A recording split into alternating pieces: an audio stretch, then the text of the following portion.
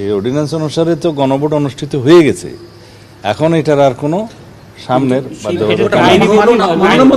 যে গণভোটটা হয়ে গেছে সেটা সাংবিধানিক হলো না সংবিধান বহির্ভূত হলো, এই ডিসিশনটা কে নেবে? না, এটা গণভোট অধ্যাদেশ যেটা হয়েছে এটা একটা অধ্যাদেশ, এটা কোনো সংবিধানের অংশ ছিল না।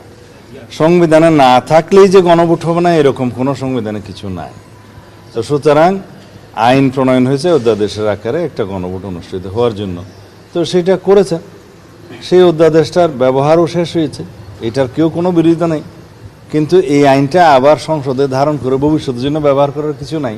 বা বৈধ বলা যাবে? গণভোট যে অধ্যাদেশের অধীনে গণভোট হয়েছে সেটা নিয়ে আমরা আলাপ আলোচনা করব।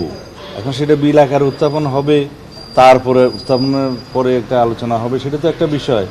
কিন্তু এই গণভোটের অধ্যাদেশটা পার্লামেন্টে আমরা উত্থাপন করেছি, 93-র বাধ্যবাধকতা আছে, বাধ্যবাধকতা এটা এখানে শেষ।